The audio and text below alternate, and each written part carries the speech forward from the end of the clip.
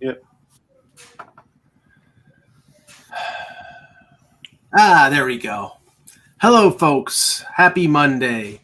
StreamYard was giving us a little difficulty there, but we're here. We have Kevin Allen joining the show, and we'll do our intros in a minute. But I'll just say the heat. I don't know what it's like where you are, Kev, but the heat is hitting us. It's that late July, August in Buffalo where I absolutely hate it, where the humidity is at about 90%, even though it's not raining. It's just muggy and crappy, and this is the worst time of the year for me.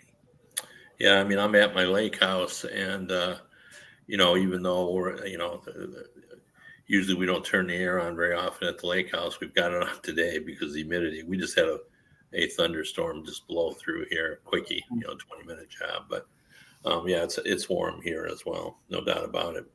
But the Olympics are on, so I'm going to be a little bit distracted because the swimming finals are going on. So I may look to my right to see kind of what's going on. And I just love the whole concept of, we could care less about any of these sports for, 3+ years. And then when the Olympics come along, all of a sudden, we're fans of archery. Yeah. See, I'm consistent, Kev. I don't care about it for 3.5 years, and then when the Olympics come around, I don't care about it then. I know. I mean, don't get me wrong. I'm as patriotic as anybody, so I want to see the U.S. win. But yeah, it's like if it's on, I'll flip around the channels and it's on and I'll watch, but I'm not going out of my way to watch it. But yeah, I go out of my way. I plan for, if there's going to be, I like, probably of all the events, I like I like swimming. My daughter swam in high school, but that's not why. I just have always kind of liked it. And the U.S. is good. And, nationalism, as we see with our global politics can be a bad thing. But when it comes to sports, I think it's a cool thing, because you've got, Australia and the U.S. are swimming rivals, and they've been talking smack to each other. And, Phelps has gotten involved, and, it's just fun, it's just like, I don't think anybody's losing any sleep over it. They're just kind of having fun. So I do like that. And, I covered 10 different Olympic games in my career at USA Today. And I've often said that's been the highlight of my career. And it's mostly because it's hard to really overstate how big it is. Yeah. Our sport is so tiny, even in comparison to some of the other sports in the U.S., but compared to the Olympics, oh my gosh, probably, I'm just guessing at this, but I would say probably 10 of my most read stories out of my top 15 were Olympic stories. I mean, we had the Oshie, shootout goals. Like I think my story was read by 500,000 people that day, and wow. It's just huge how big this is, and you got a global audience. You get people reading you from all over the world. Yeah. It's just really amazing, and this happens. Transitioning to the pre-show, I'll just say this. It is a lot more viewer-friendly, Russ, to have. Now, I understand why they spread the Olympics around the world, but when it's in Paris or when it's in Milano Cortina and the time difference is 6 hours. Yeah. I mean, it is so much more viewer-friendly to be able to watch something live at 2:00 in the afternoon. That's 8 over there, rather than a 12-hour difference in Pyeongchang or Beijing. Yeah. So they should learn a lesson from that. But let's start with the pre-show. It's going to be in different places. I know. Yeah, they got to move around. So my quick pre-show is, as the baseball trade deadline winds down, it's interesting where Blake Snell is going to go, because Blake Snell was supposed to get a big contract in the offseason. He didn't. The Giants signed him. He's had the worst year of his career. He's won multiple Cy Youngs. Some people say he can't go over 5 innings. I proved that wrong, because all you have to do is look at his innings pitched, and there are games where he does go 7. But I get it. Most times he's averaging 5, 5.5. But he's still one of the best pitchers on the market, and I feel like this is going to be the crescendo of the trade deadline, where Blake Snell is going to whoever gets Blake Snell. It seems to be all leading up to it. And so I'll throw my hat in the ring and say I think the Orioles are going to get him because they've got enough prospects. It's interesting, though, what the Giants did because the Giants felt like they probably were going to be in it, and they're 3.5 out, so they're not really in it. But, so they're going to trade him and get their prospects. And so, I think that's what's going to happen with Snell, and I think it'll be interesting to watch what's going to happen with him. Well, Didn't he strike out 15 the other day? He's still 0-3. So, yeah, but I mean, if you're striking out 15 guys, it means you got something going. Oh no, he's a good pitcher. He's having a horrible year though. He's got a 5.7 ERA. Yeah, no doubt. No doubt. So I mean, I think the one thing in their favor, because I thought it was a 3-year deal, it's actually a 2-year deal.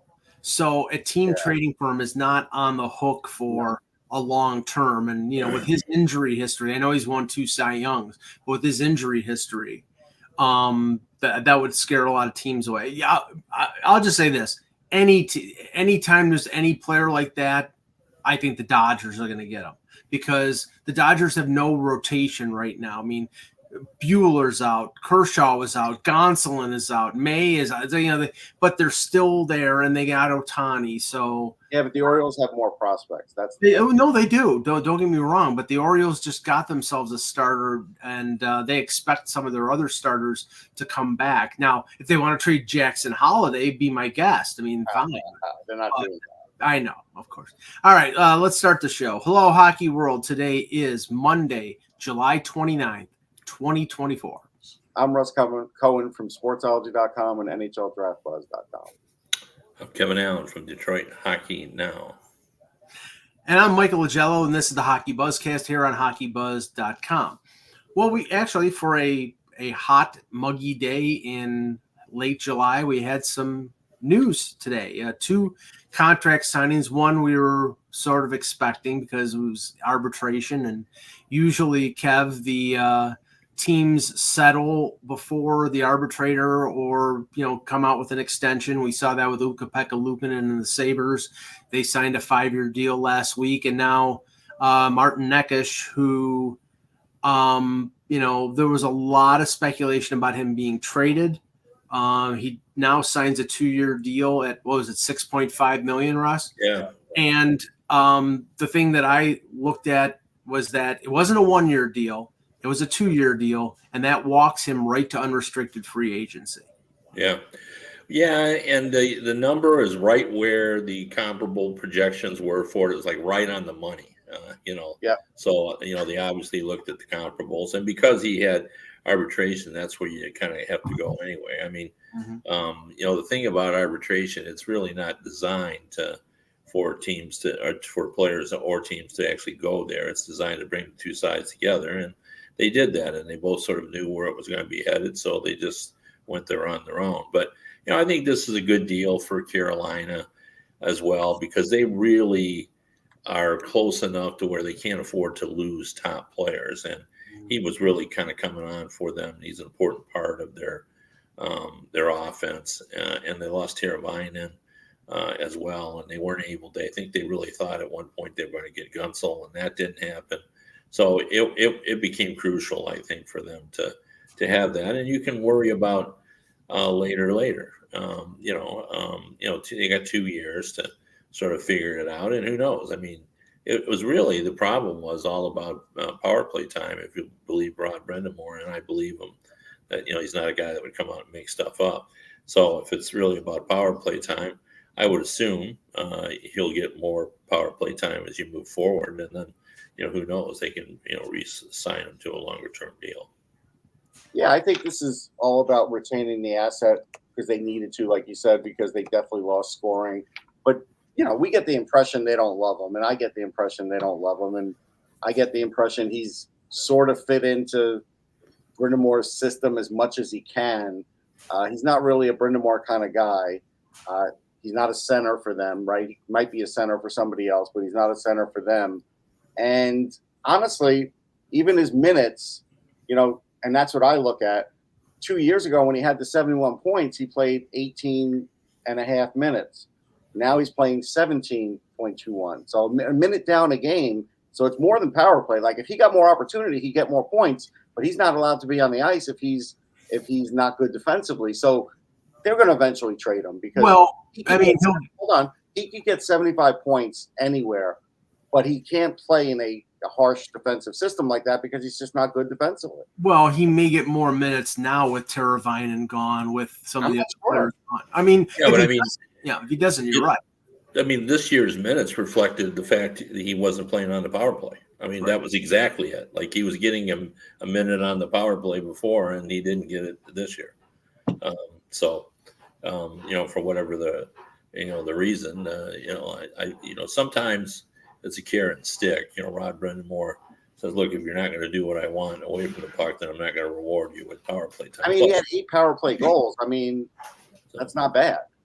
No. So, I mean, I do think he'll get, power play time for sure. Now, somebody in the chat just reminded me, because I forgot it was during the weekend, that the Blue Jackets had signed Marchenko, another guy who was going to arbitration, 3 years, $3.8 million, which is an interesting contract because he scored 21 goals last year, Russ. I mean, I've seen him play a couple times. I think he's very talented. But, players get lost on that team because that team has just been so – it's been so bad for so long. I believe they signed Kent Johnson to an extension too. So 3 years as well, yeah. Yeah, so Don Waddell is getting some business done that hadn't been getting done before. But, I like Marchenko. I think he's got a lot of talent. I do too. Yeah, Marchenko is definitely a goal scorer. He always has been.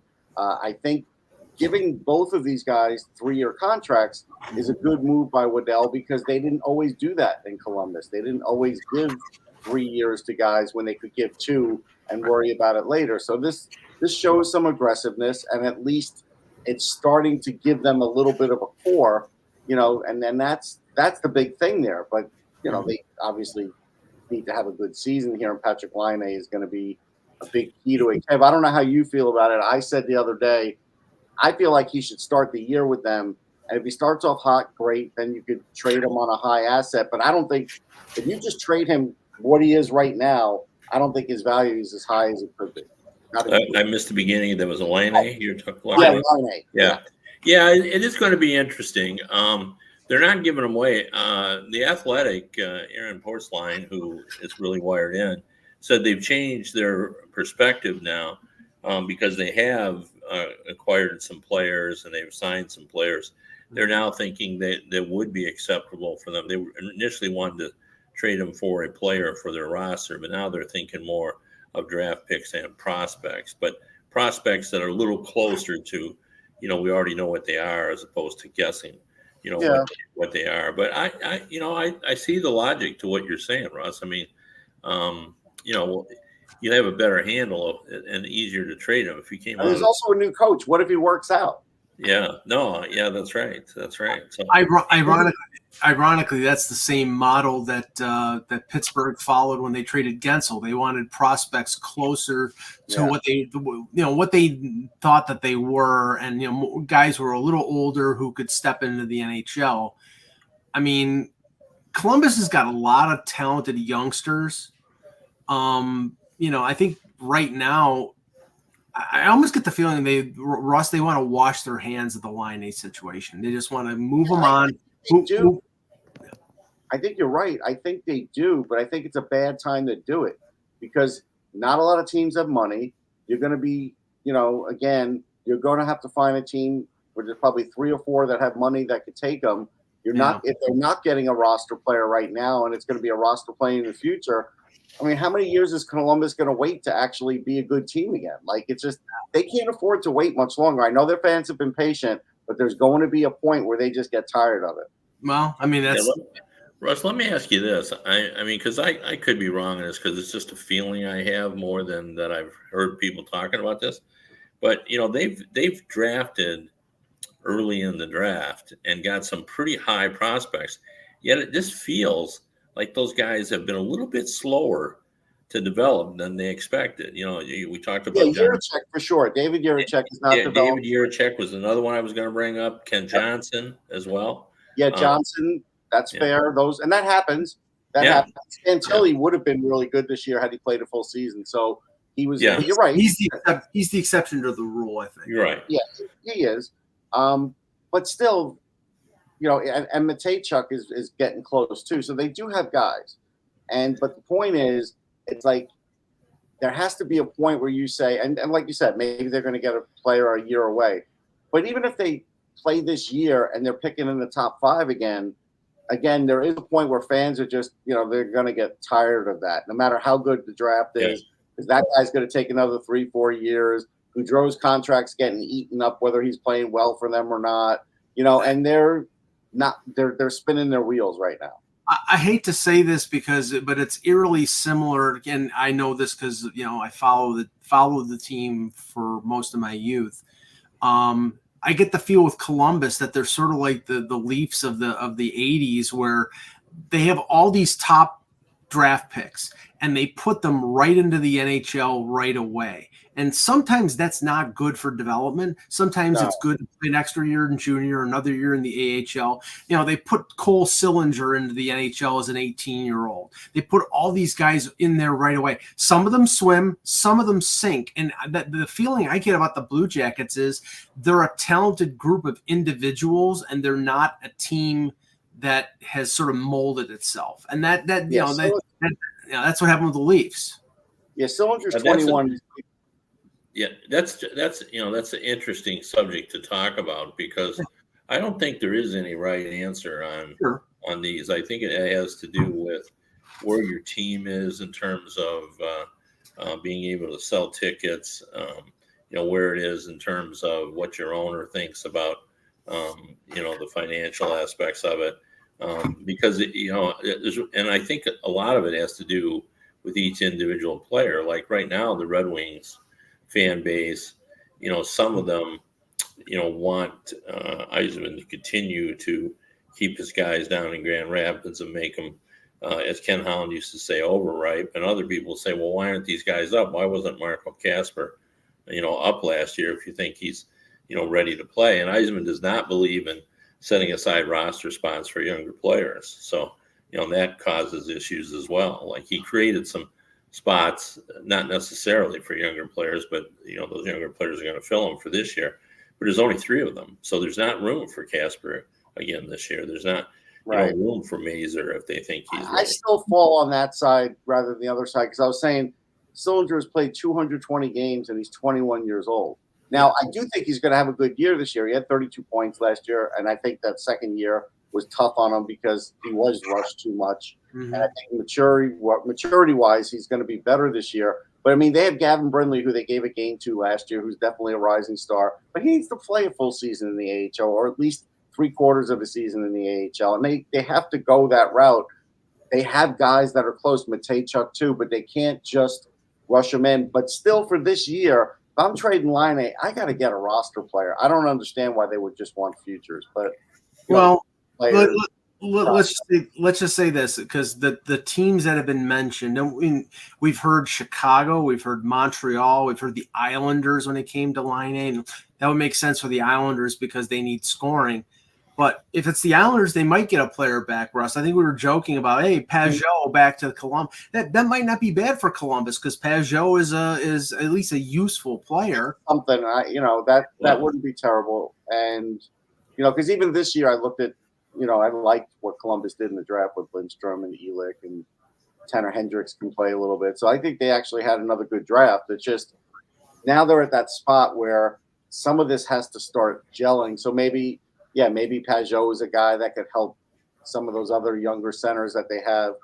That's what they need to do. They need to bring in a guy who can still play, but could also teach some of these young players. So this way, they start doing something, because Goudreau has not been that guy. So we'll see. I mean, I just don't know what to make of Columbus right now. But if I were a fan, I'd be kind of frustrated. I'd be honest. I don't even think the Islanders could negotiate with Columbus unless they'd be willing to take a player back. I don't think they have any cap space. I mean, I'd have to look, but I think that's true. Yeah, and just on the frustration level of the Columbus fan base, I mean, Kev, you know about it in Detroit. I know about it in Buffalo. It's like, Buffalo, it's 13 years. People don't want to hear about, well, what is it going to cost? They said make the playoffs, do what you have to do. And that's why still I think the Buffalo fan base is a little disappointed in the fact that they made a lot of like under the level moves, like adding Sam Lafferty and Nicolas Aube-Kubel and Beck Mallenstein. And they didn't go out and make the move for a Neckish, or they didn't trade for Nikolai Ehlers. They didn't make the move to replace Skinner. And a lot of people were like, okay, we don't think this team is still good enough to make the playoffs. And in Detroit, I think the talk is the same. Yeah, I mean, Detroit's situation is interesting. They have that's the same is true in Buffalo. Detroit has quality prospects, but there's a big difference between Simon Edvinsson as a rookie and what he'll be in 3 years. He's 6'6", but if he makes mistakes, I mean, I talked to a GM last year who said that Yzerman was absolutely in a horrible position because he was trying to win, trying to get in the playoffs, but he had Simon Edvinsson, and he knows, and we all know, that if you bring up a rookie defenseman and plug him in your lineup, every time he makes a mistake, it could cost you, your playoff spot. So he didn't bring him up until late in the year, and by then, Edvinsson had had another season under his belt in the AHL, and he was actually pretty good. So yeah, I mean it's tricky to figure it out. Like I said, you've got to factor in things like you got to sell the fan base some hope, too. So all that stuff matters. It's not tricky. No, it's a tricky spot, especially even like just talking Detroit because they are so close. But do you want to really trade that long term? Hey, we want to be in it every year to get in it early. Like that's what they're facing. Yeah, although it's they're facing 9 years now. It's not Buffalo, but that's so get in it early. I don't know if this is. Well, early. I mean, but Yzerman hasn't been there for 9 years. No, he hasn't. No, for sure. But now the clock started for me with him. So. Now I want to tie in the news of the day with something with the Red Wings. Obviously, the big news of the day was the Minnesota Wild signing Brock Faber to an 8-year deal, $68 million, $8.5 million AAV. Russ, he had a great rookie year. They followed the Jake Sanderson model. He had one good year, and they paid him, and they paid him well, and they got he was an excellent defenseman this year, and they believe in him, so they paid him, and I think it's a good move. Yeah, it is. And obviously, you're alluding to the fact that the Red Wings have Moritz Seider that's in a restricted free agent as well. And I think, the feeling is, the read on this is that Seider had asked for more money, that he wanted a bigger hit. He's a little more established in Faber. Right. And he brings a rugged physical, sort of intimidation value as well. So I think originally he wanted over. I think if they could get him for 8.5 for 8 years, I think the deal would be done. But I do think that Sanderson model is kind of what the Red Wings, are looking at, and maybe give them a little bit more. So it'll be interesting to see. One of the problems the Red Wings have is they're doing this at the same time they're trying to negotiate for Lucas Raymond as well. Right. So, so that's a little difficult because he's going to be in a similar. Not exactly. They should sign Raymond first and then Seider. Yeah. Because the defenseman's always going to cost you more. Yeah, no, and Yzerman has left himself, $17 million. So he'll get it done. You can see what they're thinking there, but he'll get it done. Here's what I'll say about Faber. I mean, I really loved him in his draft year. I watched him a bunch and live and otherwise with the NTDP. He is one of those super smart defensemen. Like his hockey IQ is off the charts. He rarely makes mistakes. His puck moving is near flawless. And as far as getting it in and out of the zone, that's what you want these days. Plus he's got a shot. Plus he does pile up assists. He's more like Noah Dobson as far as point wise rather than like a Quinn Hughes, but he's also a really good defender because he knows how to play the position, cut guys off. He knows how to play his angles. And so I love the signing because I don't think there's any real downside here, and I think there's more upside than downside. Mm-hmm. And I think Minnesota, again, I don't think everybody in LA wanted to trade Brock Faber, but they traded him. he was well liked in the organization. He was one of their guys that they could look at and say, we got him 45th overall, and he might be a number one defenseman. Like that's. Yeah. No, I mean, it was. I was shocked they moved him. I was shocked too, and I think Rob Blake not looking good for him right now as far as some of these trades, and this is one of them. And so this is one where Guerin, I don't blame him. I would jump on this too. Yeah, no, he's a good player. I mean, this is a good signing. Like, yeah, he's going to be an impact performer for this team for a long time. So just get him locked up, and the defensemen are not going to get cheaper. No, they're not getting cheaper. The cap's going up. I know, Dan B saying, let's see him for 2 more years. If you want to see him for 2 more years, at the rate that he's playing, he's going to be $10.5 million then. Right. Yeah, that's right. That's the advantage. You see, like I said, you saw it with Sanderson. You saw it in Buffalo with Owen Power. If they have one good year, these teams need to lock them up because defensemen cost a ton. And I'm not going to put this guy in the same category because I don't think he's as good, but I think he's a good defenseman. Thomas Harley in Dallas, he's going to get paid. Oh yeah. But the question is, they might have to bridge him for a year, Russ, because they still have Ben and Sagan on the books, and they let can't those contracts fall off. Yeah. Yeah, and you can bet they've told him that too. Right. So, true. Yeah. Right. So I mean, yeah. So I thought that was yeah. Go ahead. To be fair, because Esmir is after next year, Luke Hughes is going to be an RFA, and he won't be cheap. He won't be cheap, but he needs to shore up his defense. This is, if he doesn't shore up his defense, he might still get Faber money because it'll be another year down the line, but he's not going to get more than Faber unless he shores up his defense. Yeah, the other contracts besides Raymond and Sider, the Seth Jarvis deal. Now he's not ARB, he's just an RFA, and he scored over 30 goals last year. So you would think, especially with the exodus of Teravainen, 8-year deal. Go. I think they need to get him locked up long term. I think he's their 4th most valuable player. I think there's an argument there. He's definitely in their top 5. And yeah, you got to lock him up. There's no reason not to lock him up now. To wait would be a mistake for sure. Yeah, Harley is another one.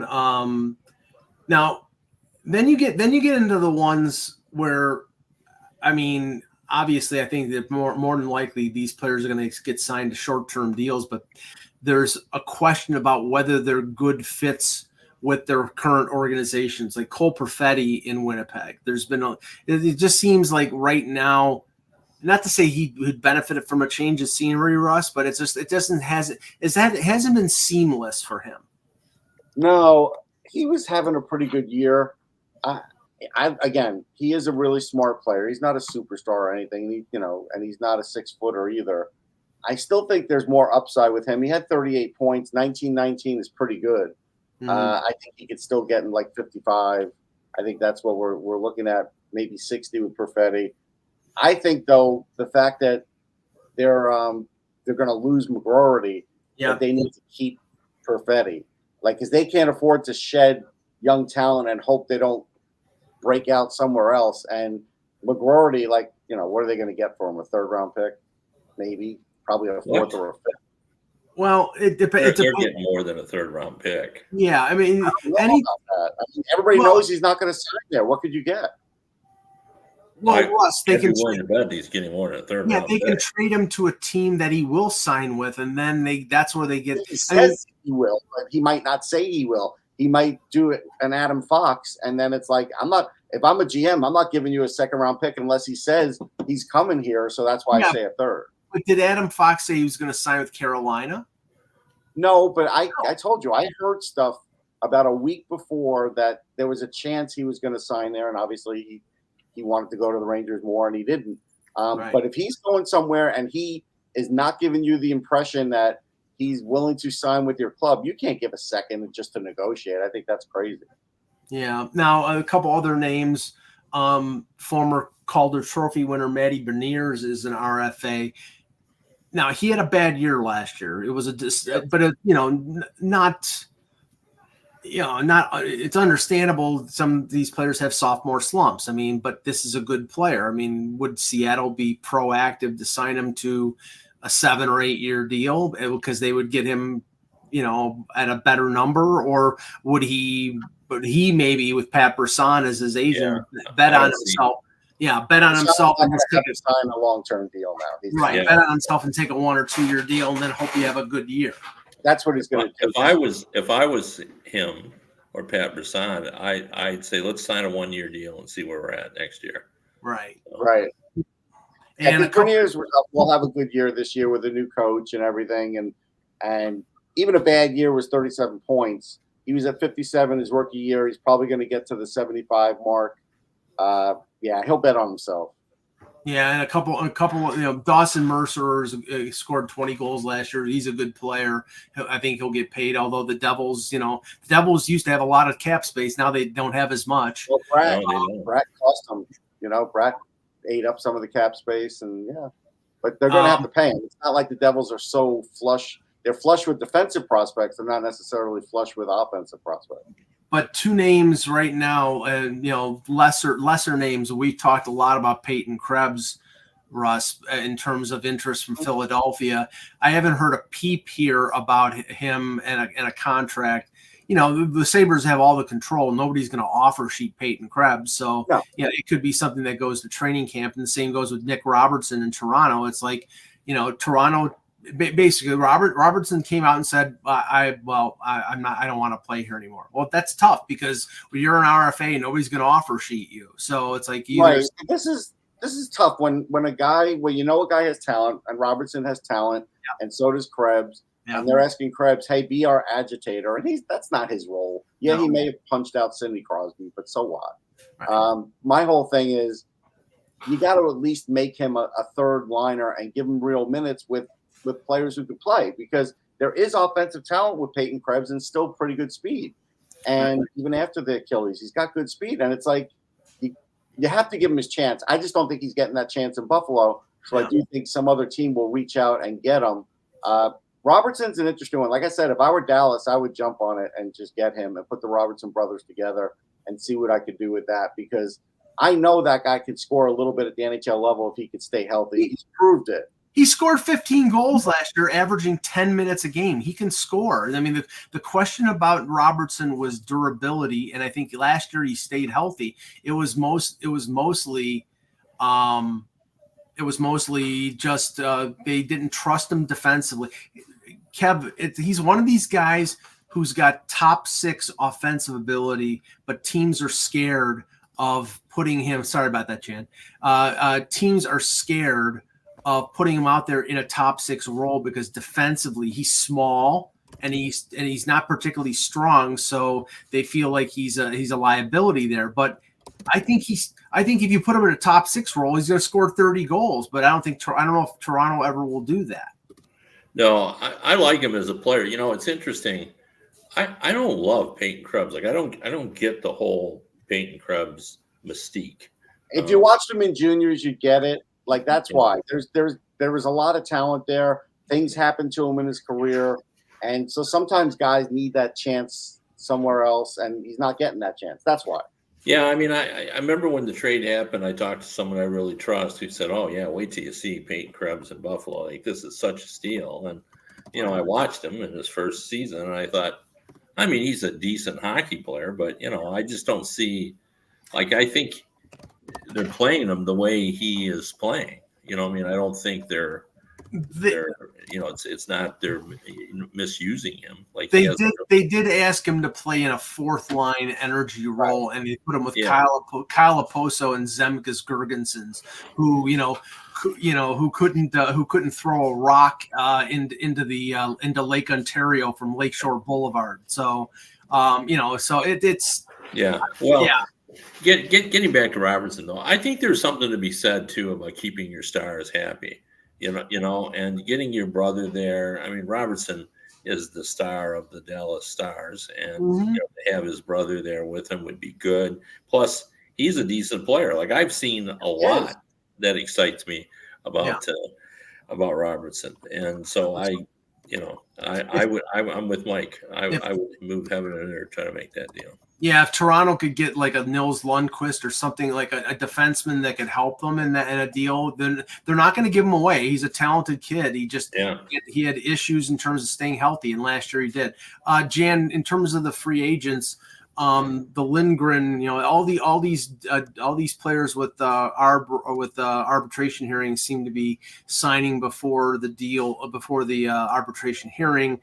Probably is going to happen that way with Lindgren. What do you expect in terms of a deal with him?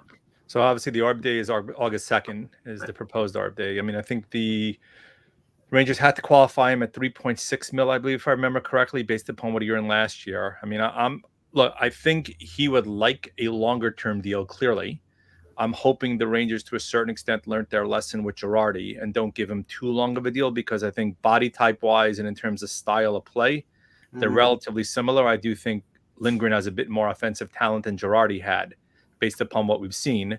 But he's clearly a guy who we call RoboCop, because he basically takes a licking and keeps on ticking. He keeps coming back no matter what happens. B, he's Adam Fox's pair mate, and the two of them are much better together than separated. I mean, I proposed originally like a 3-year deal in about the 4 mil range. I figured would be something that might be amenable for both sides. It's kind of a hybrid award. First, going a year would be ridiculous, because then it becomes, I think, a UFA after that year. So that kind of is silly. They got to get them locked up longer than that. So I think they kind of find a happy medium, probably a 2 to 3 year deal, hopefully.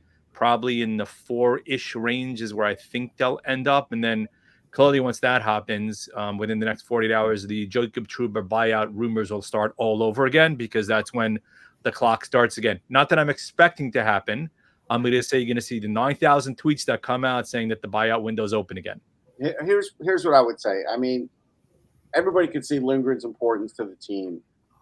I would still give him 5. I wouldn't do 3. Me too. 4 is too low. And 4 is not. It's not going to happen at 4. I think it's going to be more like 6.5. I do, because he's a number 2 defenseman in this league that plays top minutes. Russ, I don't think so. Nope. I would. For one thing, you got to walk away. You can't. The injury risk is too great over his body of work. Yeah, he keeps playing. Who are you going to get that could replace him at the number 2 with Adam Fox for that money for, let's say, 6.5? Go look around in the market. You're not going to be able to find anybody. What you might wise, I think he's going to wear down too quickly. Sorry, Mike. Go ahead. What you might be able to do, Russ, is exchange, AAV for a little extra term. I mean, if it's not, maybe I think 6 is too much for a defenseman of his type. Maybe you can get him at 5.25 if you give him an extra year, and then you just worry about that down the line. I mean, maybe, but I just think he's never going to take 4. Yeah, but there's a lot of less valuable defensemen in the NHL making $5 million now. We talk about that all the time, because there's a lot of dumb general managers out there. Kevin, value now, Mike. That's what Kevin's trying to say. Like, well, but it's the average salary now. And again, I mean, we talked about this before. We sort of lose track of that. The average salary is under $3 million. So if you give him $4 million, you're saying, well, you're slightly above average, and I don't think we believe that. No. I think we think that he's they don't have the room right now, Russ, for 6.5 mil. Not even. Well, I don't think he'll get 6.5. No, but if he gets 5.5, they're gonna have to make. I could see 5, right? I could see 5 mil for 4 years being kind of a quasi happy medium potentially. I don't think they're gonna go. I think the 1 year is kind of silly to go just the 1 year. You're gonna want to get him for a little bit longer term. Part of it's also going to depend on no movement and no trade clauses, also, which we've seen have been a major hampering for a lot of players, and it's created a lot of issues. Oliver Ekman-Larsson got 4 years at $18 million, and he's 33 years old, Jeff. Not 18, 14. Doesn't mean it's a good contract. So this says 18 here. So doesn't mean it was a good contract, Russ. I don't think you got that. This is the market value. That's comparable. The comparables are what this entire league is based on. So you can say, because Steve Yzerman often does, that just what you said, just because some other team did that, why do I have to do it? Well, you have to do it because that is kind of sets the market. Well, I'd love to know the teams that were bidding $3.4 million on Justin Hall. I just had to say that. But I'll say this: 3.4, like that's the bottom that you're getting for an NHL starter. Like that's the Bob. And he's a righty too. But no, he was qualified. He was qualified at 3.6 Lindgren. It's always automatically coming in above that. Look, right, so I have no problem going no matter what. I have no problem going 4 years, 18 to 20 mil, but probably closer to the 20 mil. I would prefer not to go 5 years only because the body type I think is going to wear down even more. We saw Girardi. That's basically when you really hit the wall. Was around year 4 and especially year 5. A lot of shots. Blocking a lot of shots for Torts. Lindgren's not doing the same kind of play. How old is Lindgren? 28. 28. Okay. What if they do a Scott Mayfield contract? What if front-loaded 8-year deal that the AAV is like 3? I think it was 3.9 for Mayfield. They might do that. They might do that. Yeah. Because you got to figure if the cap keep rises every year, the incremental impact in case you have to buy him out is kind of minimal. But I don't know whether or not Drury's the kind. I don't know if Drury's the kind of GM that's going to be willing to do that. Well, Lindgren, I will say this: most times the player does not have the leverage. Lindgren has the leverage because they have the numbers to show. Look at this team with me. Look at this team without me. You're going to pay me, or I'm going to wait until you pay me. Like if Lindgren were to hold out, what would the Rangers do? They'd be in big trouble. Agreed. Kev, if the Rangers bought out Trouba, how many seconds would it take for Yzerman to contact Trouba's agent? Well, he'd definitely be interested, but he won't. Depending on what happens, right now he's got $17 million left. That's exactly what he has. Right. And we just talked about how that's pretty much Raymond and Sider. So he really doesn't have any cap space for Trouba. And as it turned out, I mean, the Red Wings were interested, but it really never went as far as people thought it did. They called and said, "Would you be interested?" And Yzerman said yes. But that's as far as it really went. So I mean, I think the team that would do it, Mike, is Buffalo. Buffalo would be the team that does it just because in New York, maybe easier for his wife's right in terms of the residency to transfer up there, which has been part of the conversation because it's not necessarily state to state, right? It's still in state, which may make it a bit easier. Secondly, sorry, my mistake. Lindgren is 26. He won't be 27 until next February. So he'll get halfway through the season before he turns 27. Look, leverage. I wouldn't be fine with 4 or 5 years at a reasonable figure. I just think going 6 or 7 maybe too risky unless you really tamp down the AAV so much that you're saving on the front and on the back end, but it's still reasonable for him to sign that deal. A couple more quick things, Russ. The Kolosov situation with the Flyers. For people who are not following this, Kolosov played in Lehigh Valley last year, and it came out this weekend that he's a kid from Minsk.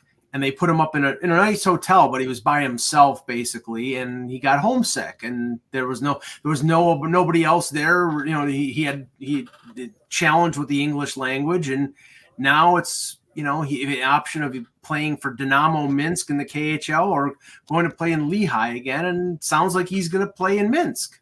Yeah. Here a couple things. Go ahead, Kev. You want to go first? Well, I was just going to say the language thing was the big thing. Right. Like they left him there and he really didn't know what to do. He couldn't order food. I mean, it was just a royal pain. And he really felt like they abandoned him. I mean, that's the deal. Well, there's fighting back over all this. So I'm not going to charge this up by saying I take this side or I take that side. The only thing I would say is I did talk about on Locked On Flyers how I think teams, and I mentioned the Flyers, should have a program in place for when guys come over from overseas in any fashion, young players, to get them, assimilated to where they are. Lehigh is not going to be easy. They didn't have another Russian player, so that's tough. And do that with all the players and have a program, because I remember just being a young guy and I was away somewhere for business and you're away 2, 3, 4 weeks. And it's hard. It's hard. It might be a nice hotel. It's connected to the thing. I've seen it. I know it's 4-star. It doesn't matter. Because like Kevin said, you got to order food. There's a lot. There's 24 hours a day to fill. Hockey's only filling a certain amount of them. And then the rest, what are you doing? And so I do think that became a problem. And so, yes, I think at the end of the day, he's not coming over. Now, the fight will be, can the Flyers do anything other than toll his contract and try and hold on to his rights because he burnt a year last year because he came over and played? That's probably all they can do because honestly, I don't think they could say we forbid you to play in Minsk, but the KHL just turned into like the NHL overnight 2 weeks ago. And even though they said they're honoring deals right now, it doesn't mean they have to honor this one. They could say, hey, we took this one on tribunal and we said, no, he could play here. So sorry, NHL, but we're going to let him play. Like they could just do that. What are you going to do? You're going to go over there and sue him? Nobody goes over to Russia to sue anybody. So that's you might be lucky if you get out of Russia then. Right. So that's what I'm saying. There's no real legal basis to keep him from playing, even though that's supposed to be the rules, right, Kev? I mean, that's that is right. And the Flyers just got a gift from the Russian Hockey Federation by them allowing, Mishkov. So I mean, this is kind of a good deal. But I think it was just one of those things that maybe the Flyers just didn't think it through. They didn't think, well, maybe we should hook him up with a Russian family, so to help him, and he just felt, like they didn't treat him well, is what it came down to. So, I mean, the Rangers had the same thing, right? What they talked about after was Kakko, right? They talked about having somebody finish there with him that first year to help ease his transition. They Elias didn't. Anderson too. That was a problem with Elias Anderson as well. Yep. So that's a huge component that teams hopefully have gotten smarter in to make sure that when there's foreigners who are coming over that need to have their transition eased, you try to have at least a veteran or somebody of that ilk on the team to kind of help them with the language barrier, adapting to the U.S., everything else. And guys, I got to run, Mike. We'll see everybody later. See ya. Thanks, Cal. Lastly, I wanted to bring up there had been some scattered reports regarding an injury involving Alex Ovechkin over in Russia. It seems to be a minor knee injury. At least that's what they're saying. But yeah, I mean, anything with a 30, I'll grant your point, Ross. Anything with a 38-year-old, in terms of him ramping up which apparently he was doing this summer, he was ramping up his workouts and he was in a lot better shape. And, probably, obviously he was debilitated early in the season. When you have 8 goals at the All-Star break and then you end up with 31, obviously, he was struggling with something early in the year, and then second half he really turned it on. I still think he's going to break the record this year, but I mean, I don't know. Like, again, we could be watching what happened with Tiger Woods. He started to break down. As you get older, it happens. Nobody's immune to this. And Ovechkin has stayed relatively healthy, almost perfectly healthy his whole career. And like, knees are knees. But the thing is, if I read Sammy Silva's article correctly, like, he hasn't trained that much this summer, not enough. And he's just starting to go back at it. He looked heavy last year, right? I mean, if he came back last year. He looks thinner now. Right. But he and also, the first 4 months of the year last year, he had a horrible start. I mean, he got hot for about 2 months there. That basically made his season. But if you look at what he had put up, I mean, there was a lot of people, everybody said he was going to break the record. February time, everybody's going, maybe it's not going to be as easy as we thought it was going to be. Based on then all of a sudden he kind of hit the afterburners and started picking it up. Right, but now this affected his training in the off season, and again, this is what happens when you just get older. Like, it just, it gets harder, and so I can't guarantee what we're going to see at the beginning of the year isn't going to be any better than what we saw at the beginning of the year last year. Like, once I saw that, Mike, I was like, yeah, this is the problem when you just get older. Right, but we know what's going to happen. Like I said, if he doesn't break it this year, it's going to be Miguel Cabrera. He's going to stick around until he breaks the record. Yeah, most likely. And Michael Cohen makes the point that Ovi had said, hey, if there wasn't a lockout, he would have passed Wayne. Yeah, sure. But I mean, again, there was. Mario Lemieux would have passed Wayne if he didn't get hurt all the time or get cancer, right? I mean, things happen. There's war in baseball. Joe DiMaggio didn't have to go to the Army. Ted Williams, all these guys. So just to kind of reiterate the point, so I took a quick look. From the beginning of the season through January 24th, he scored 8 goals in his first 43 games. Yeah. Yeah. He ended the season with 31-79, which means he put up 23 goals his last 36 games. And actually, most of those came during that hot streak. So those first 43 games come around the All-Star break, people were really starting to question as to maybe he won't get the record, or maybe it's going to take him several more years to do so. Could take several more years. They could. Now, just to finish off here with baseball, since we're all here, the deadline is the 31st. I think it's 5 p.m. 6 p.m. on Wednesday, the 31st. Okay, so the Mets made a minor deal for, what was it, Jesse Winker from Jesse Winker. He used to kill him. Jesse Winker, yep. So, I mean, where they are right now, Jan, or what do you want them to do? Or are they doing what you want them to do, or are they not doing what you want them to do? So, I mean, Russ and I've had lots of chat messages on this already. So, I happen to like what Stearns. I like what Stearns. I like what Stearns has done already. He's added Phil Maton, who's been a good reliever. Stanek was a decent ad, though he was booed off the mound yesterday because he was brutal in his debut. Winker is a guy who the Mets fans love to hate, but will start to really like because he plays with his chip on his shoulder and a little bit of passion with the fan base likes. He's 840 ops versus righties, so he's a perfect ad, or another good ad with Marte being out. But the injury to Senga, which I watched the video Saturday night, the air literally went out of that entire stadium when that happened. I mean, literally just the entire stadium. You can feel the complete downtroddenness of that stadium when it happened. But the injury to him, that's season ending, and Christian Scott being out of the strained UCL, they need to get at least one or two arms. And looking at the trade that the Dodgers made today and St. Louis to get Eric Fetty, the White Sox GM needs to be fired immediately, and Jerry Reinsdorf to sell the team because that trade was horrific on so many levels. They gave Kopech away to the Dodgers. They gave Fetty away to the Cardinals and Kopech to the Dodgers for basically nothing, in my opinion. Miguel Vargas is nice, but not enough to warrant giving up both those guys, especially given the rumored return. Mets have to get at least one, if not two starters now. I know Russ's view is they're going to operate on the fringes because that's what Stearns like doing. That's what they've been doing. My opinion is, given the run that they've made, given where they've gotten to, given the lineup, given the bullpen being better, and I still think they need a lefty out of the pen. And Diekman got DFA today, Michael, so he has the Aaron Judge strikeout to put on his resume now while he's looking for another job. They need to get two more starters. Can pick him up again and throw that in bags. So I'll give you it'll be Michael Tonkin all over again for you guys, right? Because Tonkin's been much better in the Bronx than he was in Queens. I'm going to give you a little closer to my reality for David Stearns. So of the 8 relievers that the Mets started this year with, they DFA'd 6 of them. Yep. Okay. So the bullpen's a revolving door. Maton is okay. He's better than Stanek, who's pretty much worn out. I mean, he hasn't been good for 2 years, but that's okay. They're going to cover for him on the broadcast and say, yeah, this is good. They're going to bring up Gage, who's not really a top-notch lefty out of the bullpen. They're going to go on the fringes, and they're going to ride this and come up a couple of games short or a game in and be like that last wild card, but they can't really compete. And so this is the thing.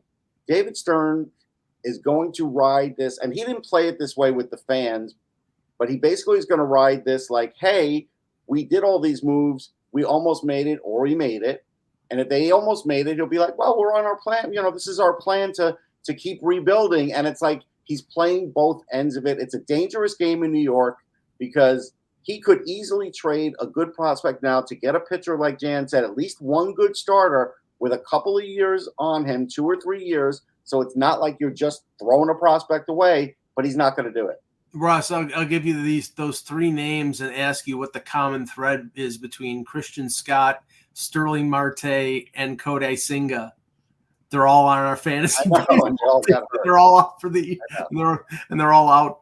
I mean, look, Stearns has made some good moves, but even just to show you how some of it has just been, he has money to spend, and when you have money to spend, you could hide a lot of ills. So Iglesias, who's turned out to be a really nice player, he wasn't even looked at to play this year. He was just extra depth, and 3 players later, other guys that the Mets started the season off with all got DFA'd. So now he's playing and he's working out.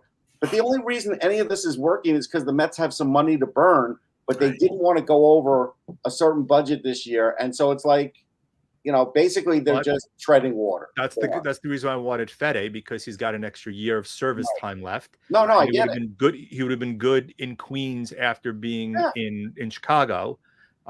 But they're treading Flaherty, water. They win 4, they win 5. They're a 500 team. That's what. Well, and that's why I like I love the Jazz Chisholm deal, because that's a good deal for the Yankees. The Yankees really didn't give up a ton. They gave up gave up a Gaston Ramirez, who's a decent catching prospect, who's actually risen up the prospect rankings, but you have depth in your system with Wells and Rice, who is a catcher already. Right. And they, Chisholm's got 2 years of retention, so that he doesn't become a free agent until after. But he is a problem child, and he does have an attitude.